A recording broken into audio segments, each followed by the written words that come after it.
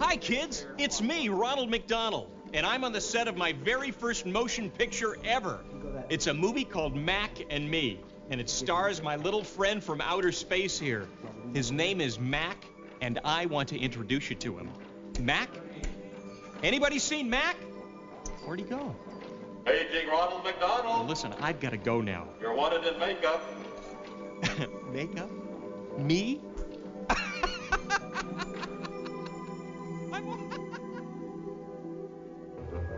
They were an average alien family living on their own planet. And we were an average family living on ours. He took my Coke, Mom. Come on, you guys. I don't have it. I didn't take it. I knew it! Accidents happen, and like us, they found themselves in a strange new neighborhood. I like it. Me too. Shh. Communing with the Earth spirits. Welcome to California, bud. Alert, alert. We have a malfunction. Their lives were in danger. Back off, Larry. Get away from it. Down here. We've got a problem here. They had to escape. When the smoke cleared, their family was separated. Somehow, one of the aliens was hiding in our house.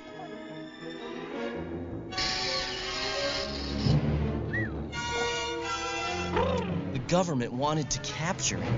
It's here. Everyone was after him. And my brother, Eric, wants to make friends. We got him! Debbie, Turn it off!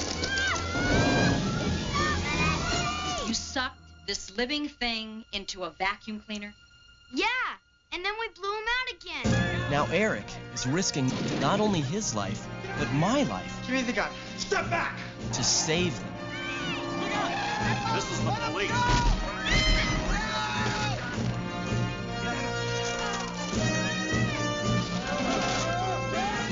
There he is! I told you they don't understand. It's about more than friendship. It's about adventure. Mac and Me.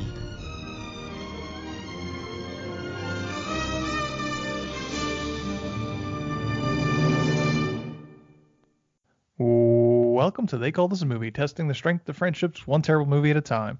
Subscribe to the podcast on iTunes and other podcast services by searching They Call This a Movie. We're part of the Main Naming Network. To find more from us, check out the website, themainnaming.com, or on Twitter, Facebook, and Instagram at The Main Naming. We're also now a proud member of Geek Vibes Nation. You can find them at gvnation.com.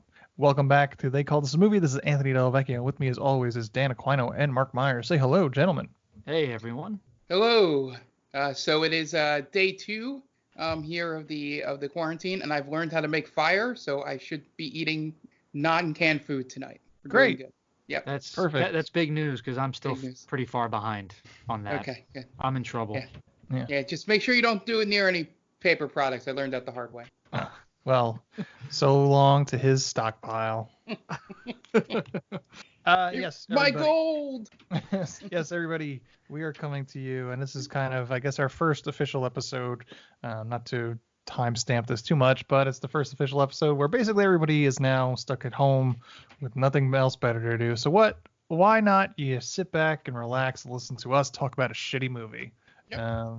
As what we usually do, we usually try and tie it into a new release, and obviously that's not happening anymore. So we kind of just decided to do sort of a grab bag, and we went back and forth. We almost did a movie that we decided that the world will be better off and talking less about, so we moved past that movie, and we decided to just go deep into the nostalgia trip. Someone's probably nostalgic for this movie, and talk about 1988's E.T. ripoff known as Mac and Me. Gentlemen, Mac and Me, where are you coming from? Well, I just want to say, for the record, I was forced to watch this movie. All right. I wanted to do the Swamp Thing, and I was immediately, I didn't even get a say in it. Anthony just messaged us. He goes, nope, we're doing this. And I'm like, oh, all right, well. I see how life is now, and all right, you rule with an iron fist, and we're just your loyal servants. Consider this they call this movie's version of martial law. I'm happy that we actually watched this movie, though. This movie is batshit insane, and in all the good ways, right? It's not just like what was the movie with the alien who came down and took possession of the one guy, and he just like starts banging the one chick. Man, Amanda and the Alien? Yes, it's not batshit crazy like that where it's bad. This is batshit crazy in the good way, where you have ridiculous ridiculous suits, you have ridiculous props, you have ridiculous dance numbers, and it's just overall ridiculous. I love it. I'm a big fan of this movie. Okay. Yeah. So I think I had mentioned to you guys that the only thing I remembered was a stupid thing that happens at the end, which we'll get to, which was very much hubris on their part going in. But yeah, I agree with Dan. This movie, the only time I checked the time at any point was I was sitting there going, this has to be ending soon, right? Like as the story progressed. It was like they got to a moment where I'm like, yeah, this has got to be the end, right? And only to find there was like a half hour or so left. But yeah, this movie, anytime that I thought it couldn't get more insane and, sort of, off the wall and things you couldn't really, why would they do this stuff? They just like topped it each time. And it was just, it wasn't so much a good movie as much as it was something that, okay, I could see how they thought kids would love this movie. With the, having the cute little alien character and just the whole storyline. Like there was no animosity outside of the people trying to chase down Mac. So it was really a strange, little film, but it might be because of the movies we have been watching recently that I was pleasantly surprised by this. Yeah, I definitely kind of agree with you guys. We've had a rough stretch these past few weeks, and this one was such a weird, ridiculous entry, and that's sort of the reason why I decided that I was going to decide for us what movie we're going to watch. I sort of remember this movie just being 1988. I'm sure it was on HBO a lot in like the early 90s, back then that they had like 24 hours worth of programming that they needed to fill, and they usually had like 6 movies that they shuffled around. So movies usually showed 2, maybe even 3 times during a given day. I'm pretty sure my parents probably like taped this off of HBO at one point.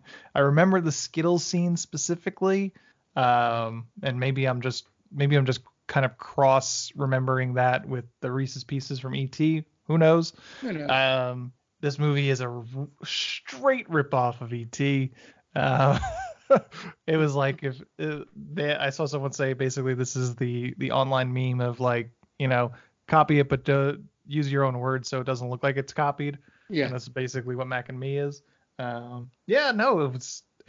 It's so stupid. It's not a good movie by any stretch of the imagination, but it was fun to watch. Yeah, it's also kind of scary. Some of the things are pretty freaky. If you're a kid and you see these aliens, they're not adorable. I mean, even to me, I never thought E.T. was cute. Sure. I thought he was a freak of nature. I don't understand any kid that would have liked him, to be honest. There is a much more graphicness to these aliens, though. Yes. Like, E.T.'s naked, and these aliens are naked. These aliens feel much more naked than E.T. does, though. And I think it's because they're more humanoid. Yeah. Right. They have these big old pot bellies that they're just jutting out. Right. And the look, the constant look of just surprise on their faces, right? It kind of gives off that feeling like they shouldn't be out there naked. Like, oh, we're in trouble. We shouldn't be doing this. And yeah, it's just really freaky. They make no other expression the entire movie. And I think that's a huge part of what makes this so uncomfortable. Sure. Right. Because E.T., he has more emotion in his facial features. But even though he's freaky himself, but yeah, these aliens are just. I feel like they're shoot on sight with these things. Yeah, the adults for sure. Oh yeah. Yeah, I mean, I agree, Mark. I think Mac is freaky, but he is more of like I want to say not endearing, but he has a little bit of substance to him where you can say like, okay, that's not terrible. I don't want to burn it. But yeah, the adults are definitely nightmare fuel, especially the scene at the end When they're dressed up. Yes. well, no, with the fire. Oh yeah. That's something that you experience on a bad LSD trip, man. Yep. And I think they did that on purpose. Though, like the color correction is all off, and it's really freaky. I like how me and Ant both went to them dressing as normal humans as the thing that freaked us out, and you went to the actual thing that probably should have freaked us out. That is kind of off-putting, right? He's wearing the suit and she's wearing the dress, and she's got that little, I don't know what you call that hat that has the bonnet, like. Yeah, I guess a little bonnet on it. And again, it looks like they're just waiting, hoping not to get caught with their hands raised. They're just like, ooh, we shouldn't do this. Why are we here? Yeah, there definitely could have been more articulation in the mouth. Yeah. I mean, I feel like this is low-hanging fruit here, but they look like anuses. Yeah. Well, isn't that one character in Preacher? Is it? Arseface. Arseface, isn't it? I guess that's what this was based off of. Yeah. Or Arseface was based off of that, I would say. Yeah. Mac and Me from 1988 is directed by Stuart Raffle, who we've covered one movie before, which is Mannequin 2 on the Move. Stars Christine Ebersol, Jonathan Ward, Tina Kaspari, Lauren Stanley, Jane Caligari, Vinnie Torrenti, and Martin West. Has an IMDb score of 3.3 and a Rotten Tomatoes score of 0%. Wow. Budget $13 million, and they made 6.4. Can I just real quick, looking on the IMDb page, friends, do yourself a favor, visit this IMDb page, and only click on Jade Caligari. His avatar picture or his profile picture is him in the wheelchair with the teddy bear, and it looks like he's just being rushed forward. Everyone else has nice headshots, and him, it's just in the wheelchair with the teddy bear. It's one of the funniest things I've ever seen. This is from the second time he goes careening off of a cliff in the movie. It's so creepy. Like if you had no idea what this movie was, and you just looked at this picture without context, it's super scary because he's got a teddy bear with eyes bugging out, and he's just careening off of a ledge, pretty much. You could see that there's speed in this picture too. Yes, he's going flying. Yeah.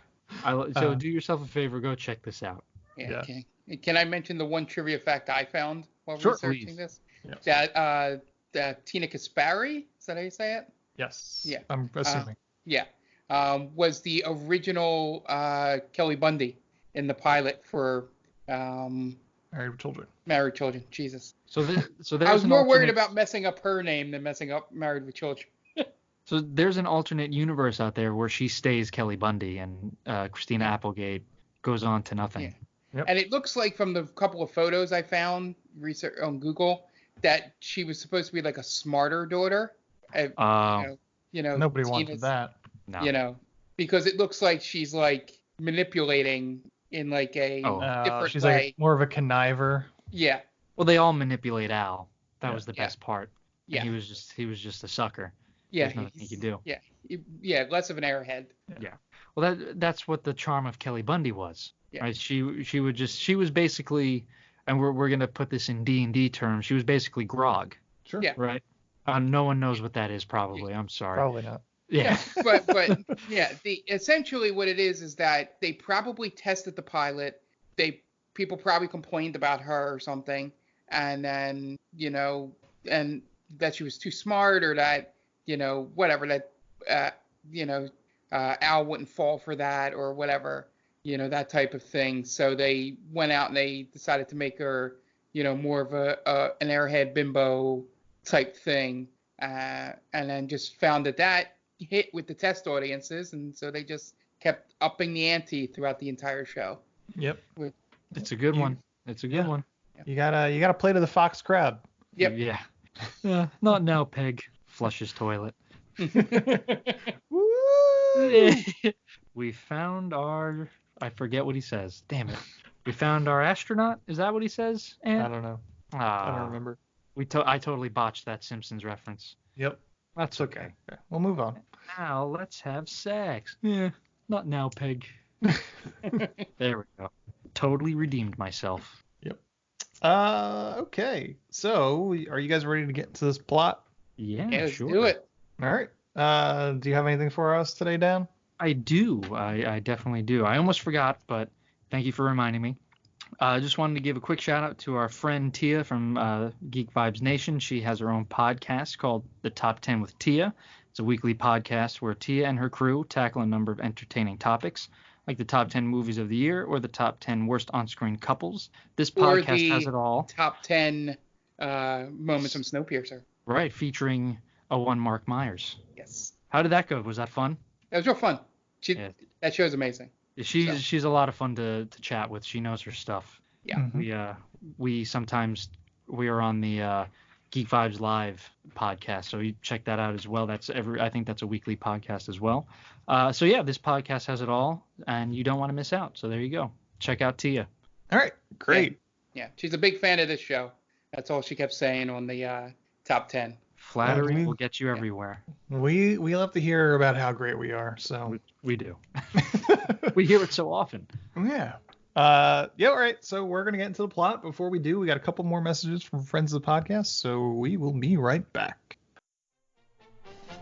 Hey everyone, this is Steve. And this is Adam. And we're part of the Hop Nation USA podcast, Pittsburgh's #3 craft beer podcast. Join us every Friday for new beer reviews. We'll talk about the news, history, and homebrewing. Plus, we'll sit down with the best brewers and industry personalities that'll have us. So whether you're a casual drinker, a hazy boy hophead, or even if you're a whale hunting cellar hoarder, just search Hop Nation USA on Apple, Spotify, or your favorite podcatcher and join the nation.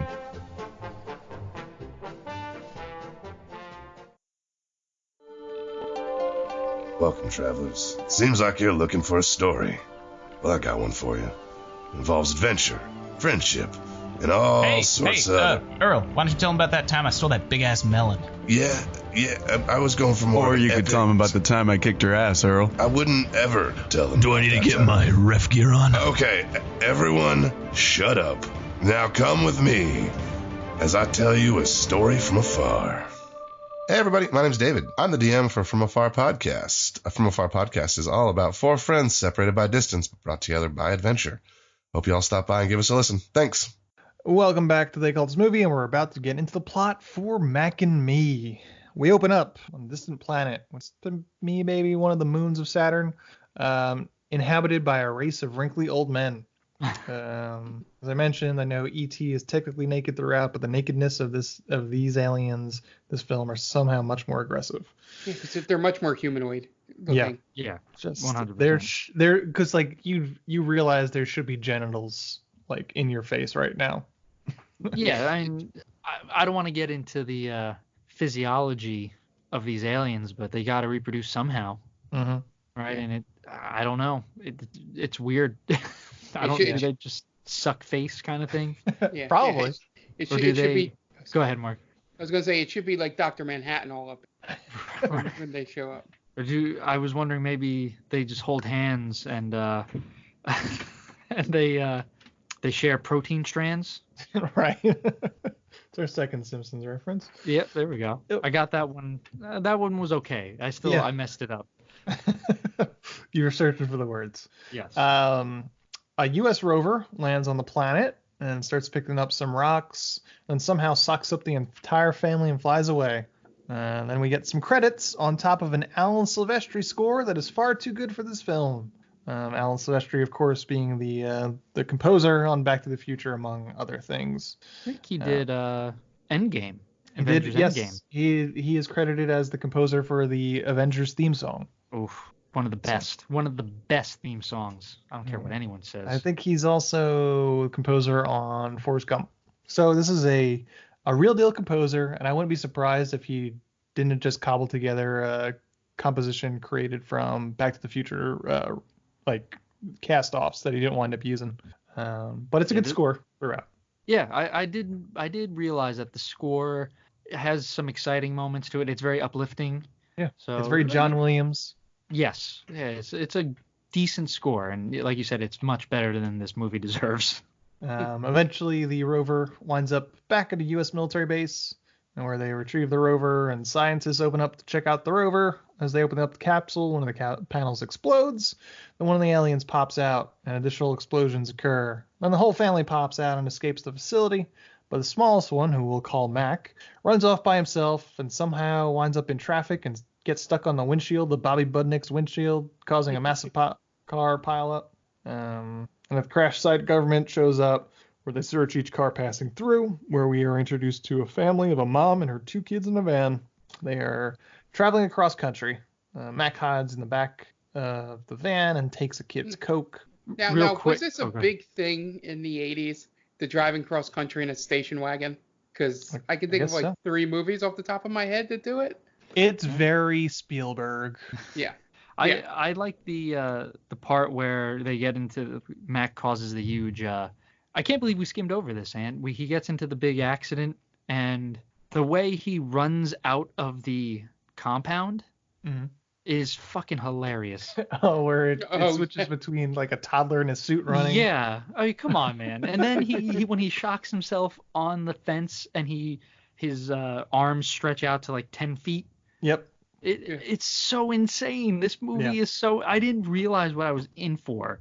I was like, okay, this is just gonna be like your standard alien fish out of water movie. Like, no, dude. Like, they throw some weird slapstick shit in here. He gets flattened against the windshield, and his googly eyes are weird, and it's terrifying a family.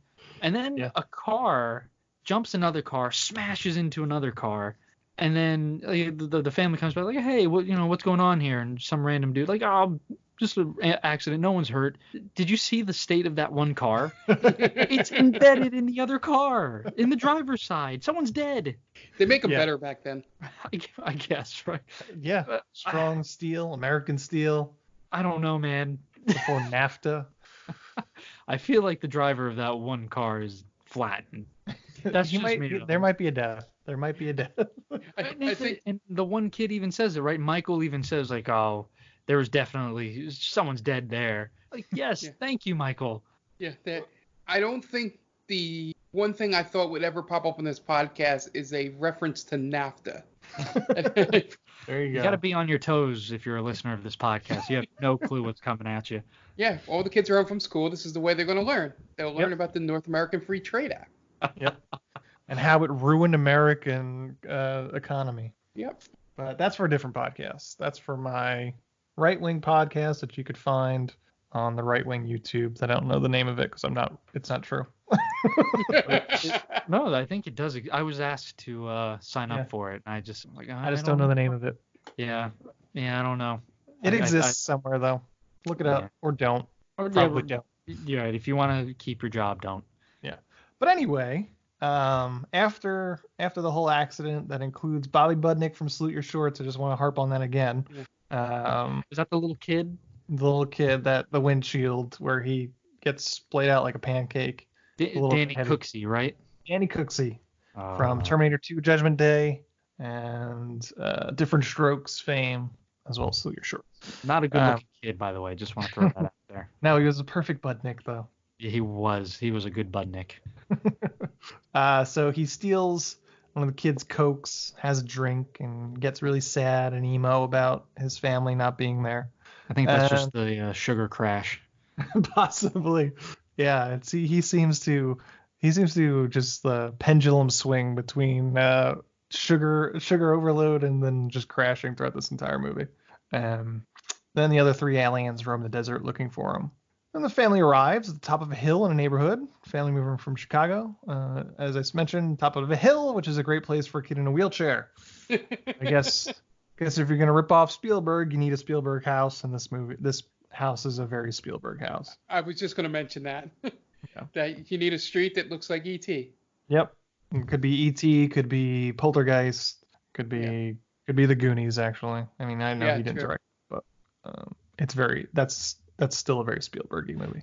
But the reason she chose this house was so that the kid could see out the windows. That's the only reason. That's a terrible reason to pick a house. That's a huge investment, lady. It's kind of interesting that they're moving all the way to Chicago so she could get a job as a sales associate at Sears. Right. Like no shade to anybody working retail. My mom works retail. She's worked retail all her life, and I get how hard that job is, but it's also not a job you move halfway across the country to get. I'm sure there's Sears is in Chicago. I was just going to say. There was the Sears Tower, so I'm sure there was at least one Sears. I get if you live in a podunk town, like, oh, we're going to try to make it in the big city. But you already live in a big city, one of the biggest. It's like the third largest in America. So obviously the kid's dad was an abusive piece of shit, right? Yeah. Yeah, that's what I don't know. But the way that Eric looks longingly at the picture, it kind of makes it feel like he was dead. Maybe, I guess. So his mom's too. I wonder what happened. Now we need the story. Well, because you can't tell me that you can't afford Chicago if you can afford California. Right. It's gonna be very expensive. Right. But to your point, Ant, that he's an abusive piece of shit, the picture looks like it was taken at like a patio bar because there's a Dos Equis umbrella behind them. Yes. So it's very possible that he just got done finishing off a 6-pack of Dos Equis. It was like the kid's birthday. We're going to the bar. And you could just see Janet, the mom, just in the background, like she knows what's coming, and it's not good. Like it was like Eric's 9th birthday. It's come on, he could have a beer, just a sip. I remember my first beer with my old man. Well, it turned out just fine. There's nothing good is coming out of this birthday party scenario. Everyone's in fear except for Eric because he's just too young to really understand that. Like mommy and daddy aren't just having a conversation. It's problems, man. Yeah. Why are you making me look like an asshole in front of the kids? All right, kids, come on, pack your bags. We're going. Where are we going? Don't worry about it. I'll tell you when we get there. They left at like 2:00 in the morning. Time to go, kids. Right. Uncle Jack bought us a house out in California. We're gonna hide out there for a while. Yes, and your name is now Eric. That's why he doesn't respond to Eric throughout all of this movie. I think he's talking to you. So as they arrive, we find out that Eric is actually in a wheelchair, which the actor also was actually in a wheelchair. He has spina bifida, I believe is the... Yeah, I had to look it up because I swore at one point he did move his leg a little bit. And then when I saw his spina bifida, I was like, oh, okay. He's not paralyzed. Right. Okay. I was like, did they not edit this out of this kid kicking his leg to get in the chair correctly? Mark was ready to cancel this movie. Yeah. I was like, that's really terrible editing. Well, it's very progressive for them to hire a kid that's actually in a wheelchair. Well, no, that part is. But if it was like not a real handicapped kid, playing it, and he moved like he wasn't handicapped. Right. But that would be a thing nowadays. Oh yeah, this movie would be buried. Yeah. If he wasn't, it'd be like, well, why couldn't they just get a disabled person to be an actor? So huge on them. They were woke at the time. I don't know if it was, what was wagging the dog. Was it they found this kid and they're like, oh, you know what? He's handicapped. I think that would be a good draw for this movie to, we have a handicapped actor. Or it was, we have to find a handicapped actor and this kid came in. I don't know which one happened first. I don't know how woke it is because this kid gets treated like shit. He does. And for things that obviously he couldn't do. Right. Like the scene where he turns the living room into the forest. Yeah. Come on, you're really gonna tell me that your disabled son was able to do all this in a night? In a night, wheeling around without you hearing him, just wheeling around down the living room. Right. Yeah. This kid gets dumped on for the majority of the problems in this movie, and then and to the kid's credit, he's a very likable child, in my opinion. I think he does his best in this movie. Nothing wrong with him. Again, if you look at his filmography, he was only in 3 movies. Mm-hmm. So I hope he went on to success elsewhere. But yeah, he's not the problem with this movie is what I'm trying to say. He's a good kid in this. Yeah. When they arrive, we see this weird neighbor girl trying to speak with the Native American spirits in a teepee, and Canceled. she sees Mac. Canceled. Yep. And she probably says Indians too. She might have. I don't know. Yeah, so we got cultural appropriation in this movie. Mm-hmm. So and it never happens again. Yeah. So I mean, again, I think this was just kind of kids being kids at the moment. Yeah, but, I think it was this is supposed to be, oh, look how weird California is. Right. Yeah, because I think Michael even says, like, oh, welcome to California, bud, and all those hippies out there. Yeah. Michael grew up to vote for George H.W. Did he? Okay. I was just saying, that's a weird pull. That's a deep dive. He wasn't Charles in charge, so. And she's got a lot of things to say about NAFTA. That's why he's got somebody push his brain. Don't get me started on NAFTA. Anyway, there's definitely there's a good chance that Scott Baio pulled him aside. Like, listen, kid, like you want government in your life, all right? This is what you want. Anyway, so the family checks out the new house as Mac walks around. The older brother gets some glimpses of him, but never can confirm because he's wearing sunglasses when he sees him, so he thinks it's something wrong with the sunglasses. This is where we find out that they have an absentee dad, which of course they do because of Spielberg. Eric plays around with an RC car, goes to switch the battery, but Mac touches it with his electric powers, and the car starts to move. The same thing with the TV. Basically, we just need to know that Mac has electrical powers. It doesn't really come up ever in a crucial time, but we know it. And also it turns on the shower. So Eric sort of freaks out, says there's something going on, something's in the house, but no one believes him. Next day, Eric wakes up to find his RC car driving around by itself, so he goes to follow it, and the living room is torn to shit with a whole bunch of plants in it, and the mom freaks out and thinks Eric did it, which, the kid in the wheelchair was rearranging furniture and putting plants in the house, so of course that was him. There's a part in the movie at the very beginning when they're almost done with their cross-country trip to California, and I noticed that Eric says, wow, this is going to be a lot of fun. So it's not one of those things where he hates the move and it would make sense for him to destroy the house. Yeah. Right. He's excited. He gets there. He's like, oh, this house is great. So if you're the mother, like, why would he want to just wantonly destroy this house? Yeah. He said he's happy. It. Yeah. She shows him the windows and how every morning he's going to get woken up by the sun coming up over the mountains, and he's excited. Right. It's wheelchair accessible. There's no stairs in the house. Yeah. So this is for him. It's all for him, and he loves it. Yep. So, the mom could suck it because she blames she blames him for everything. Fuck you, Christine Ebersol. How dare you? Tried to steal the election from Chris Farley's brother. Well, she was in Black Sheep. Yeah. I forgot sure, that. Right? Was she? Hold on. I'm pretty sure. I don't know. I just see she was in Amadeus. I might be thinking of somebody else, but I was pretty sure that she was in Black Sheep. She was. Yes, Governor Tracy. She's the governor. Yep. Governor Tracy tried to steal the election. Yeah, with the all the dead votes. Yep. Mm-hmm. She deserves everything she gets. It's such a good movie. Let's watch that movie. Yeah. I liked it better when it was called Tommy Boy. Wah, wah, wah. Yeah, I want to see that movie now. Let's do that. So Eric goes outside to think, and he hears a whistling and then goes careening off of a cliff. Because you want to live next to a cliff when your kid's in a wheelchair. He goes flying off into a lake, and a neighbor kid sees. Go ahead. It's probably the most famous clip of this movie. Yes. If you don't know, Paul Rudd tends to show this clip whenever he goes on Conan, or whenever he did go on Conan and would prop it up as like the clip for his brand new movie, but always would show this particular clip.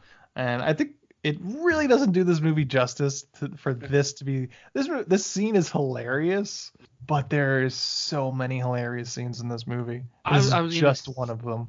This is my second where I legit laughed out loud, like a good laugh watching. This was number 2. The first one was the whole escaping from the compound and Mac running because it's clearly a child and being zapped. That gave me such a laugh. So what the fuck am I watching? So the neighbor girl sees this happen, so she goes for help. But Mac is there, and he jumps in and rescues Eric. And When he gets rescued, he hopes that other people had seen him, but nobody saw him besides the neighbor girl. So a doctor comes out to check out Eric. He thinks he's either suicidal or schizophrenic. Yeah. The neighbor girl comes in, and then Eric's like, why didn't you have my back? And she's just like, everyone thinks you're crazy. I don't want everyone thinking I'm crazy too. Wouldn't have made a difference. Yeah, and then she says schizophrenic in like a very cute kitty way. Yeah. I forget how. Yeah. Like schizomaniac or something like that. Something like like a way a kid would think it's pronounced. Yeah. It was good. I enjoyed that they didn't have this 8 to 10-year-old or whatever she was all of a sudden be smart. You know, it's like that's what a kid would say. I don't know. It stuck out to me. Yeah. So the neighbor girl doesn't have his back, and everyone thinks he's crazy. Then her older sister comes in, and there's a meet cute between Michael, the older brother, and her. We find out she works at McDonald's. It's the first mention of McDonald's of many. And for those of us our age, we wouldn't have recognized that was a McDonald's, polo shirt. People watching it back then probably would have went instantly, oh yeah, sort of look, because it seems like it was like, distinctive enough. Yeah, I mean, it was probably the official uniform of McDonald's back then. Yeah. So Michael, next scene, Michael drives the mom to work. She works at Sears. They almost get into an accident, which it has nothing to do with it, just that happens. But it's really not his fault, as far as I was concerned. So it's basically this next scene, Michael and Eric are by themselves as their mom is at work. So as he talks to somebody, who we assume is probably the neighbor girl that works at McDonald's, Eric sets up a plan to catch Mac, as I think Debbie was her name. She comes over. Yeah. They use Coca-Cola to lure Mac into the bedroom. And then as he gets lured in, Eric and Debbie use a vacuum to suck up Mac. Then Debbie gets dragged around the house, the vacuum strapped to her back, which this is one of the scenes that I laughed out loud about. Get it off me! As she goes careening around the house. They trap Mac and they suck him back out using the reverse. And he almost dies, so they feed him Coke to rejuvenate him, and it works. And the mom comes corn syrup. Yep. It might have been the new Coke too. Mom comes home, and then Mac runs off. So she still doesn't believe him because she didn't see him. The next morning, Eric and Michael wake up to find the entire house has been cleaned. And the mom is like, "You guys are so great." And they're like, "We didn't do this. It was the little man, and he left us some messages, including like a Valvoline advertisement or something." Then Mac and his family communicate to each other through whistling. Meanwhile, Eric and his mom go out for a jog/roll, and Mac steals the Power Wheels and gets chased by the neighborhood dog. This is another scene that's phenomenal. It's so good. Just because the dogs are really chasing after this. So many dogs off leash. Yes, a couple of them. There's like a Great Dane who kind of like fishtails while chasing. Yes. It's so good. It's like aren't there leash laws in this town? But they want to tear that thing to bits. I know. Until eventually Mac crashes the Power Wheel and he lands in a tree. And you get the weirdest song for it at that point. Then while he's stuck in the tree, I made sure to note that the closed captioning made sure to caption the dog barking as arf arf. Rather than just saying dog barking, it said arf arf. Oh, each one of them has a different closed caption, I think. Like woof woof, arf arf, barking.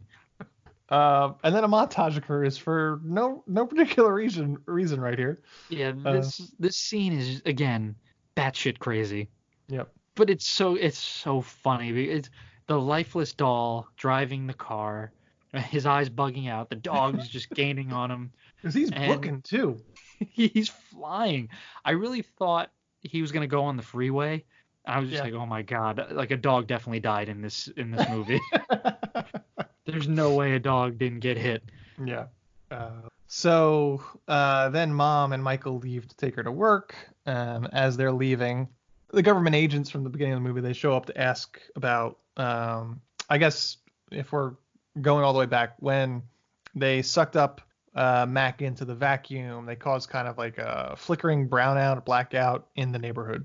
So the government at this point show up to start asking around about the blackout to see, Mom says, I was coming home from work when it happened. I really don't know anything about it. So at this point, the government realizes that Mac is somewhere in the neighborhood. So they stake out this particular house for some reason. Yeah, how do they know? Because the guy gets in and goes, yeah, he's here.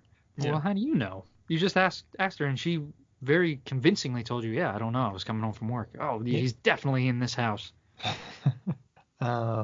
So Debbie and Eric realize that they're looking for Mac, and they find him watching Snorks and crying, and realizes that he needs to try and find his family, and he starts making these kind of straw flowers, flowers made out of straws that he uses he would drink from.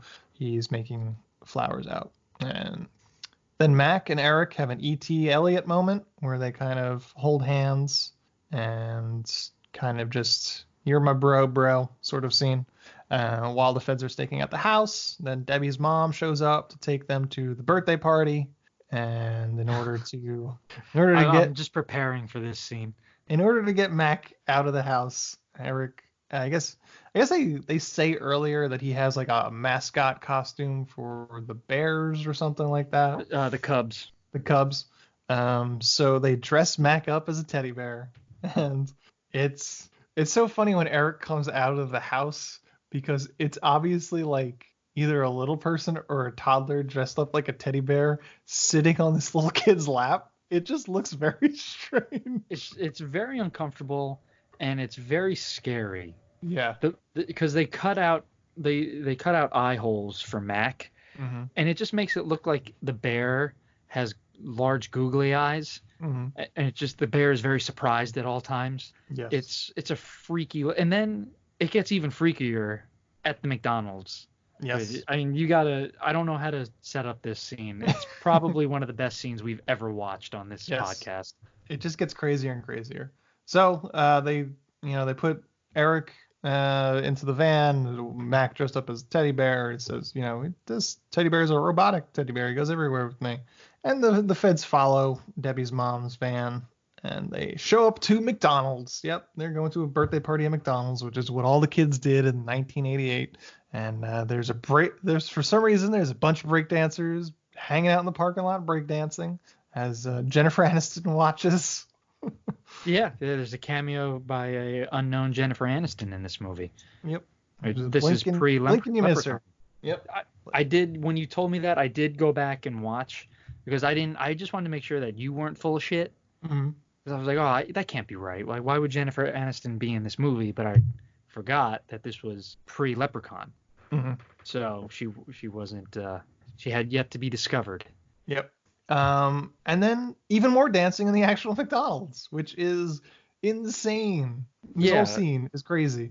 It comes out of nowhere. Yeah. First of all, we get the real Ronald McDonald in this scene playing Ronald McDonald, and just everybody decides to dance. Was it you, Ant, that said apparently the San Francisco 49ers were also at this McDonald's? I thought that was them. Oh, it was. There's a football team there. There's a football team that are dancing. Well, first of all, we should mention Mac starts dancing as the teddy bear, and that's what gets everybody else up and dancing. Nightmare fuel, man. Terrifying. The teddy bear starts dancing, which is Mac. So he's dancing, and then there's football players that are dancing, and there's like break dancers that are dancing, and ballerinas pissed off that the break dancers are dancing. Yeah. There's a plot line that has been cut from this movie where the ballerinas are like feuding with the break dancers, and it probably ends in a knife fight, which I would have loved to see, but we didn't get to see it in this movie. It was Breaking 3. Yeah, it might have been. It's like a West Side Story kind of feud going on there. Yeah. But everybody's dancing, and it's bonkers. Yeah, and it's in the parking lot. Why are they dancing in the parking lot? How would they have known that there's dancing going on inside? And like, what kind of birthday party is this? Like, this girl invited all those people? I don't know, but like, this was the most lit McDonald's I've ever seen. Mm-hmm. Like, even when I was a kid, and it was like McDonald's was still kind of like okay to go to. It wasn't considered terrible. Yeah. No, I don't remember anyone being that happy to be at a McDonald's. Yeah. I wonder if there's like a McDonald's commercial in 1988 where they just lifted this scene of like 30 seconds of this scene and just turned it into a commercial. They should have if they were Right. smart, because like everyone's happy. Like, come to McDonald's, your kids will dance. It'll be fun for everybody. Yeah. I think this was before the play area, right? It's possible. Yeah, I don't know when. I think it's actually in there, the play area. I think you kind of see the section off to the side. I I think. say, did kids have to make their own kind of fun at McDonald's Ronald. at this point? Ronald's Play Place. The Yeah, play yeah. place. There you go. Yeah. How much do you think Ronald got paid to do that? Probably scale. Yeah. Scale. Okay. Unless they just rented him out. Like, you want Ronald? Put Ronald in your movie. Do you know who I am? Goddammit! I'm Ronald McFucking Donald. He probably got the biggest trailer that day, that's for sure. Yep. Right. I feel like he probably got paid the most out of anybody. Yeah. If you want that kind of quality, you got to fork it over, man. He never drops characters. What I've heard. Oh, really? He's totally like- method. It's like Oh. Daniel Day-Lewis. God, that's insufferable. You will refer to me as Mr. McDonald. Yeah. Oh, okay, Mr. McDonald.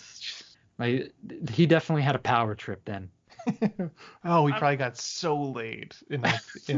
No way.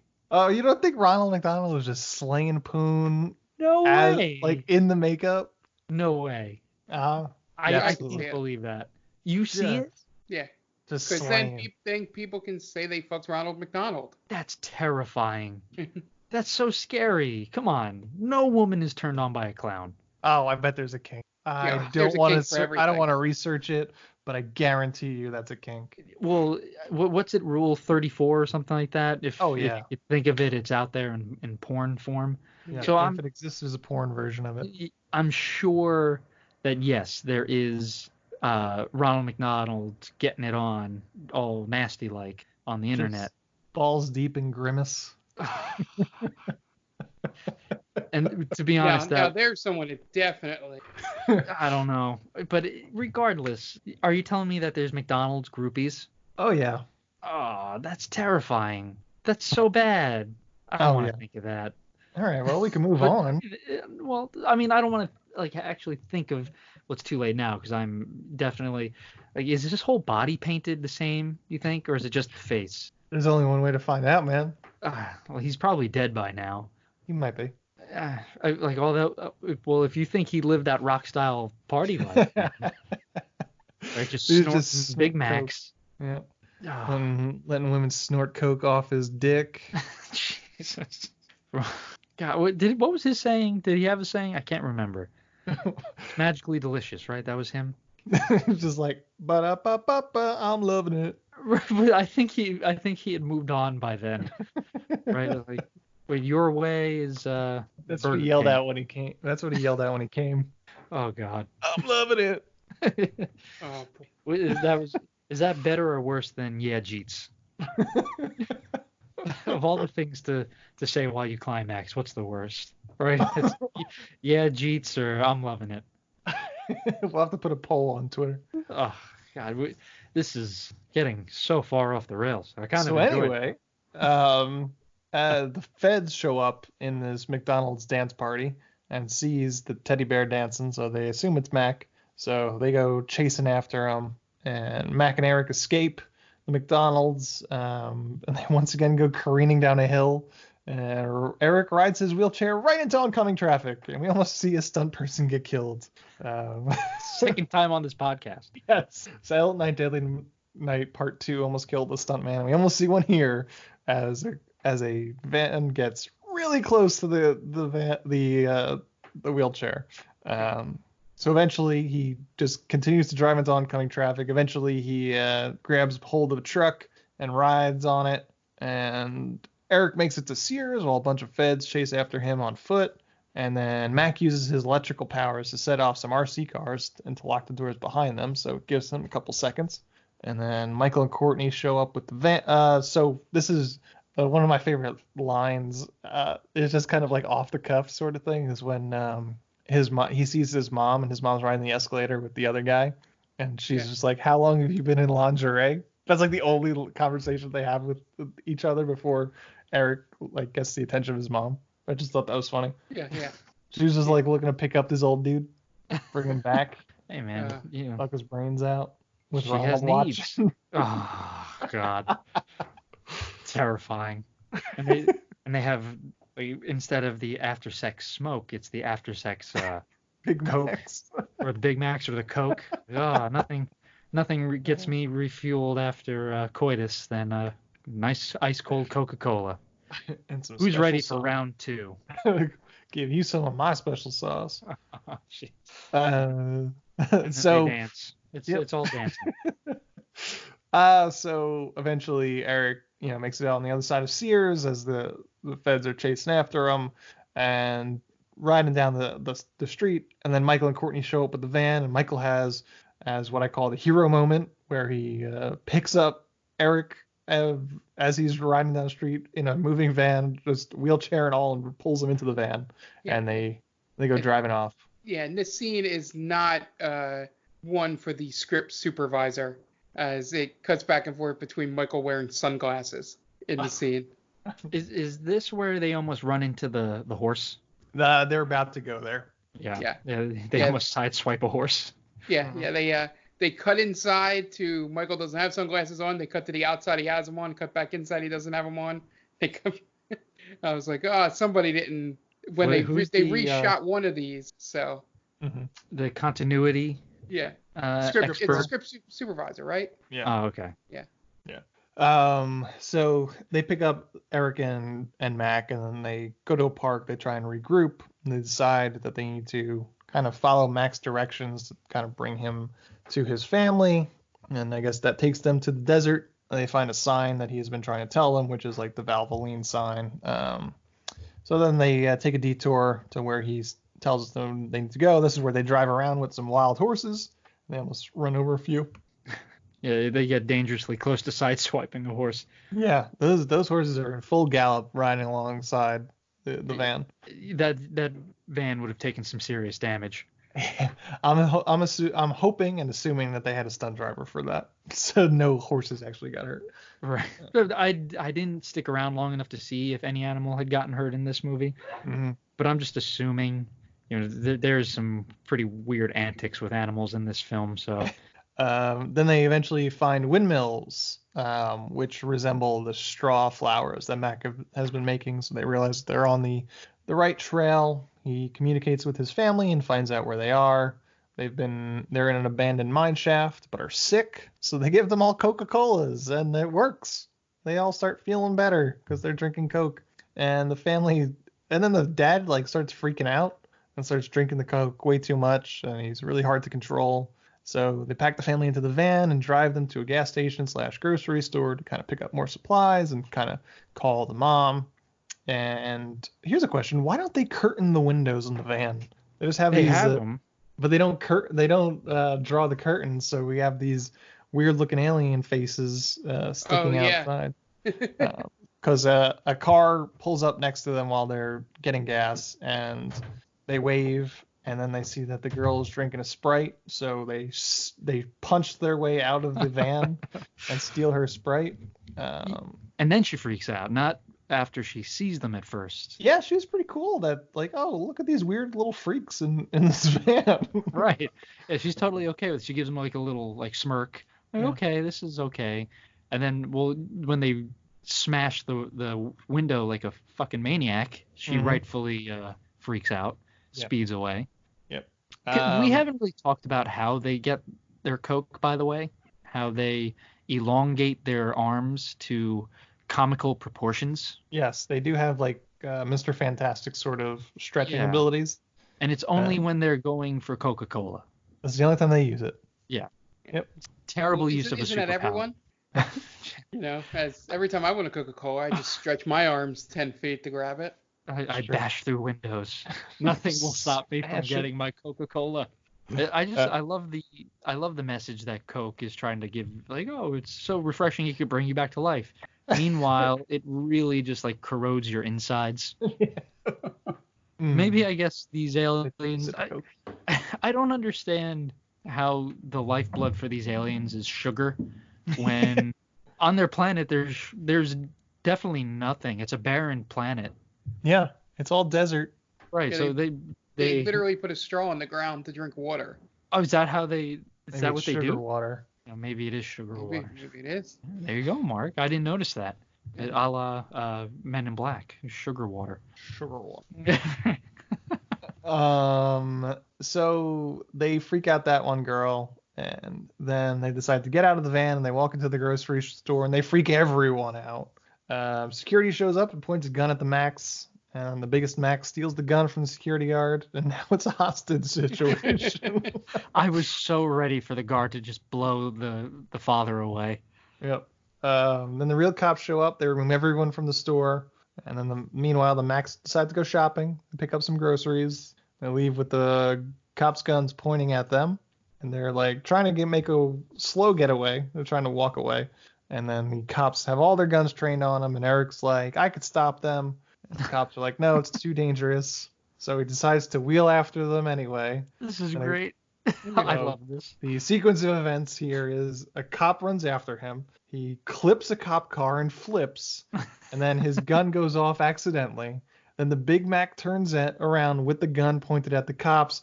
All the cops fire on them, and explosions. The car behind the Max blow up. Huge explosion at the gas station. And then Eric, from the explosion, passes out and dies. Yep. He goes total ragdoll. And is it just a silhouette of his chair? It's so good.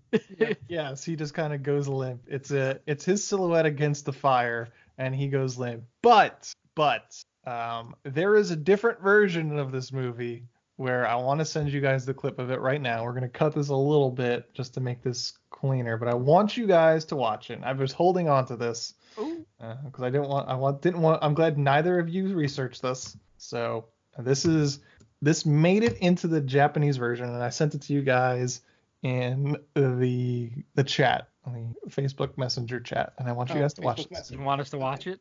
Yes. Hold on one second. I was looking for it to come up in the Skype chat. Oh, I could probably send it to you in Skype. Do you want the audio one? No. Oh! What? Holy shit! Can I rewind? Yeah, because I'm just loading it up now. All right, I'm playing it. So they're freaking out. Oh! It's just as surprising the second time. That's awesome. They should have kept that in. That made no sense. Oh, this is great. So the cop trips, his gun goes off, hits Eric right in the back. That's hilarious. That's a clean shot too, right? So that kid's the governor's bodyguard driving behind JFK, right? Yeah. Wow. When we're done with this, I'm gonna rewatch that because that's great. That's it really makes good. so much more sense. That's too. hashtag cinema right there, my friend. It's pretty incredible. Yeah. As Dan mentioned, the version that made it to Japanese theaters, Eric gets blown away by the cop's errant shot, and it's hilarious. And as much as a kid in a wheelchair getting shot can be hilarious, this is 100% that. Yeah, I'm not saying it's funny because it's a kid in a wheelchair. It's just the way that it plays out, and he goes limp. It's very, very funny. I'm sorry. That is fucking hilarious. Yeah. I love it in our version that we watched. I love after he goes limp how aggressive the cop is pulling the chair away. Yeah. I just like that the wheelchair just keeps going. He gets shot and the wheelchair goes a couple more feet. Oh, that's great. But like the cop comes up and just yanks it away from the flames. Like it's like he would, because it's obviously like a dummy. Yeah.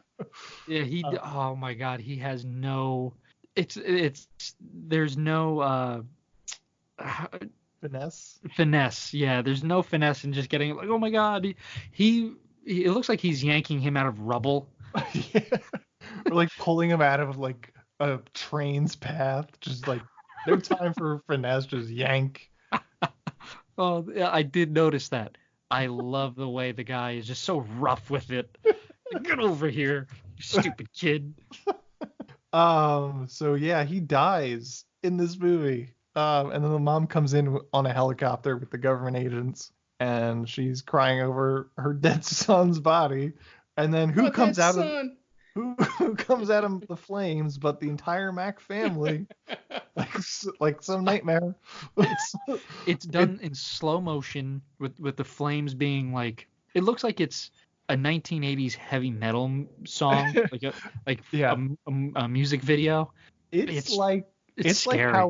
like how Michael Myers would come out of the fire after you think you've killed him. Right. Nope. Round 2, bitch. Yeah, I'm not letting those things anywhere near my child if I see that. So they do some crazy Mac power stuff, and they wind up healing Eric. They do light as a feather, stiff as a board on him. Yeah, they do some sort of chant and some moves, and he wakes up and he's happy and he's all healed. And then we get a final epilogue scene where they become U.S. citizens, where they're all dressed up in their Sunday best. And it's very off-putting. And then they drive off in a pink Cadillac. And then they have this movie has the audacity to tell you that they're going to be back. Yes, This is the only scene I remembered from watching as a kid. They really think that there's going to be a sequel to this piece of garbage. Yeah, they called their shot, and they hit a grounder. They just needed the song from Mannequin to play at the end. This might be the same car for Mannequin 2. I was trying to figure it out because it ends the same way. They all drive off, and I'm pretty sure it's like a pink convertible at the end of Mannequin 2. It's the one pink convertible in that prop lot. It's probably the director's convertible.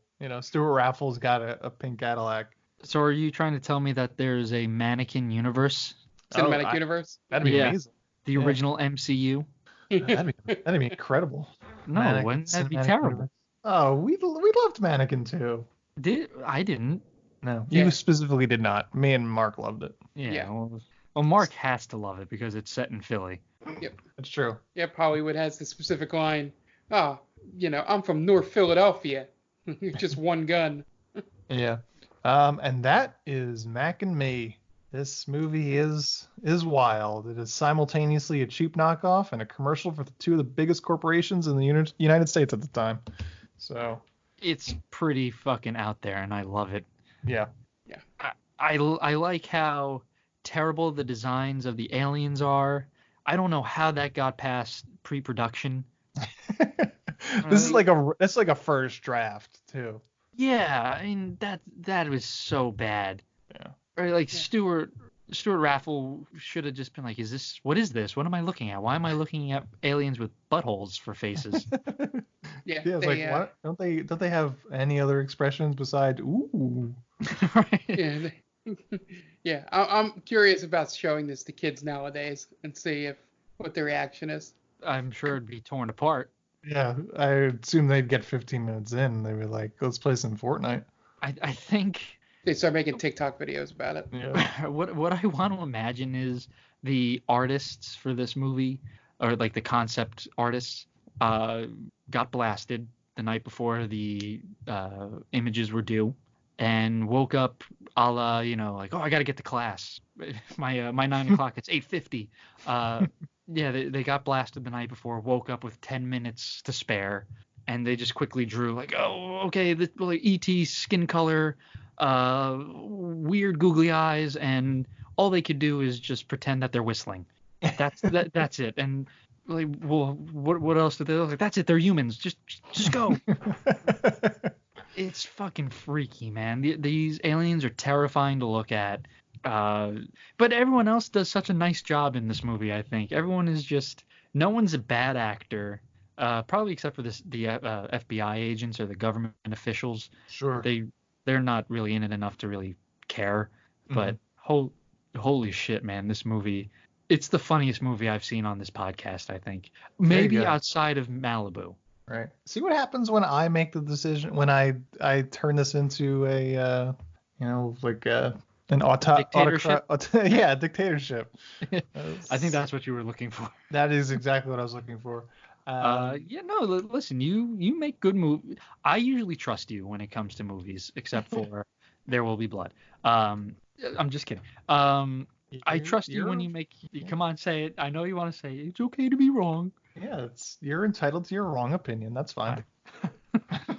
I love how we don't argue about many things, but when it comes to There Will Be Blood and Dunkirk, you get so frustrated. I love it. It's fine. Anyway, I'm glad you chose this movie, and you pick some good movies usually. I don't think you've picked a bad one yet. Also, that has a lot to do with how Mark and I just really yeah, that's fine. Sure. Whatever you want to do. Yeah, this might have been your what's your Beethoven's Fifth? Is that my magnum opus? Your magnum opus? Yeah, this is this is a good one. You'll have a tough time, I think, topping this. This is fucking crazy. All right, well, join us next week for Tammy and the T-Rex, also directed by Stuart Raffle. Yeah. But yeah, no, I wouldn't even say anything to change it. Like, change it to make it better. This movie, warts and all, stays the same. I would have kept the kid getting shot. Yeah, that'd be the only thing. That's the only thing. Yeah. Go ahead, Mark. I would have kept the kid being shot. That's it. And maybe had him like a scene where he chooses Coke, like he tries something else and spits it out. How funny would it have been if, because he eats Skittles, right? How funny would it have been if he's at the house and there's Reese's Pieces and Skittles, and he goes to reach for the Reese's Pieces and then he just goes for the Skittles, just a direct slap at E.T. Right? Just laying down the gauntlet. Yeah. It's like, fuck Reese's Pieces. Skittles is where it's at, bitch. Fuck you, Spielberg. But I like the idea of the Pepsi one, too, because obviously you get that old, like, oh, is Pepsi fine? No one ever asks, like, oh, can I have a Pepsi? Oh, is Coke fine? No one ever says that. Yeah, oh, okay. I'm fine.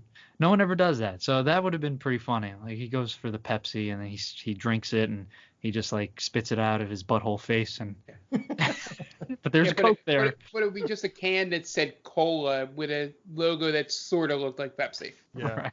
He just like electrocutes it out of existence or whatever. Yeah. That would have been pretty cool. I like that. Okay, if nobody's got anything other ways to make this better, or you guys want to plug your shit? Sure. You know what I was thinking? Because Mark did this last night, and he very kind of him to do it. I want to plug the Game Vault Pod first. Okay. They've been streaming most nights during the week. Mark, Tom, and Jen, who are a part of our Stranger Damies Real Play D&D group. It's a lot of fun. So I don't know. I should know this because I watch all the time. I think you guys stream Monday, Thursday, Friday? Wednesday, Thursday, and then Friday or Saturday. Okay, yeah. I mean, they play retro games. Jen does. She's been doing Dead by Daylight recently. Yeah. She likes to do the horror thing. But yeah, they're at Game Vault Pod on Twitter. Go check them out. As for me, I'm at Diaquino122. Follow me there just for my own personal stuff. And then, like I said, Stranger Damies are Real Play D&D. We are at Stranger Damies on Twitter and on Instagram. We just, as of when this podcast will go up, we have just crossed the 500 followers benchmark. So thank you very much for that. We have a lot of exciting stuff coming up. We're looking forward to it, and hopefully this leads to some bigger and better things. Yeah, the Stranger Damies aired yesterday. It's the first session after you guys finished the one big arc that you've been doing. Are you guys the same characters? Who knows? You better tune in to find out. We're on iTunes, Google Play, as Dan mentioned. Our podcasts are basically the same everywhere. And then also you can follow us on Twitter at Stranger Damies, as Dan mentioned, Instagram, which you mentioned that Jenny is usually mostly involved in as being the resident artist for most of the stuff and draws some things, but most of the stuff you've seen on Stranger Damies is from her. We would like to get fan submissions, just so we don't tire out our two artists from drawing everything they can. And then you can also find me. I'm at Off the Mark Tweet. And then I during this crazy quarantine and stuff, I'm trying to think of ideas for doing more Stranger Damies stuff. So keep on the lookout. I might do a stream where, it's just me preparing for a session, in the audience there. But I don't know exactly how to do that yet or how I want to set it up. But be on the lookout for that. Or if you have any suggestions on how to do that, be great. We have a ton of time to do a lot of shit and see what works. All right. Yeah. This has been They Called Us a Movie, and you can find us at theycalledusmovie.podbean.com and anywhere on any podcast streaming app. They Called Us a Movie. Just search for it. Should pop right up. We're themaindamie.com, and you can find us on Facebook, Instagram, Twitter, The Main Damie. Just look for that, and we'll pop right up. If you want to hit us up with an email, tell us, suggest a movie for us. You could hit us up at themaindamie@gmail.com. And we are also part of Geek Vibes Nation. So that they are gvnation.com is their main website. And on all podcast streaming apps, just look for Geek Vibes Nation and they'll pop right up. And they're on all social media at Geek Vibes Nation. We, as Mark had mentioned, with Stranger Damies, we've got a lot of time on our hands right now for the foreseeable future. So we're trying to kick some ideas around of, on top of what we do weekly, maybe try and do some more supplemental stuff too. Because this is a weird time, and we're going to try and make kind of the most of our indefinite time off, at least seemingly time off. So be on the lookout for maybe some more things coming your way. And that's going to wrap it up this week. My name is Anthony Del Vecchio. You can reach me at AntDelVec on Twitter. If you wouldn't mind giving us a rate and a review on iTunes, helps us out a great deal. Just look for They Call Us a Movie. We should be there. This has been Mac and Me, and Mac and Me is directed by Stuart Raffle. So for Dan Aquino and Mark Myers, this is Anthony Del Vecchio telling Stuart Raffle for the second time to go fuck himself.